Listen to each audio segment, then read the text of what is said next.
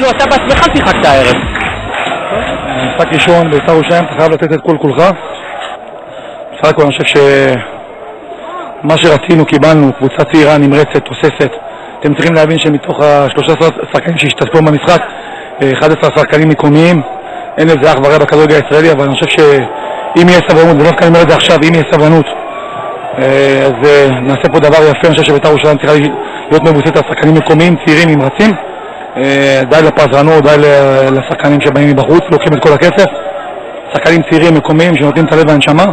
ואני חושב שב-80 דקות ראינו מקבוצה אחת על המגרש, ואני חושב ש3-1 תוצאה מקפרת אותנו.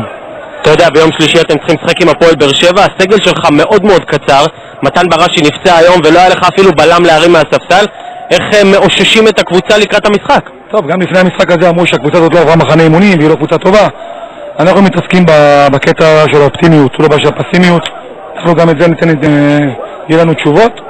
וזה כרגע הסגל שנמצא, עם זה נעשה את המקסימום, וראיתם היום. קבוצה צעירה, נמרצת, מתלהבת, עשתה הצגת כדורגל, אני חושב, ומילה טובה לקהל שהיה מדהים.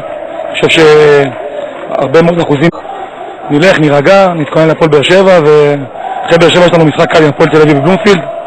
כמובן זה בצחוק, אבל אנחנו תמיד מבחינתנו צריך לעשות את המקסימום, וזה מה שנעשה תמיד. לאן הפנים של בית"ר השנה? מה מבחינתך תיחשב הצלחה? לא לרדת ליגה, להתברג בפלייאוף העליון? מה מבחינתך תיחשב הצלחה עונה בבית"ר? כרגע מי שמכיר אותי יודע שאני לא מסתכל רחוק מדי. אני כבר מסתכל על המשחק עם הפועל באר שבע, ולאט לאט, נראה, שחקן מצליח לצרף כי הסגל קצר, אבל לאט לאט, יש פה קבוצה טובה. אתה יכול לעדכן אותנו לגבי הבלם הארגנטינאי? הוא יצורף, לא יצורף? אני בעיקרון רוצה את הבלם הארגנטינאי, אני חושב שאיציק קורנפלד יעשה כל מאמץ לצרף אותו. מקווה מאוד שמחר נשאר עם הסוכן שלו ונצרף אותו. יובל נעים, תודה רבה. תודה, שבוע טוב.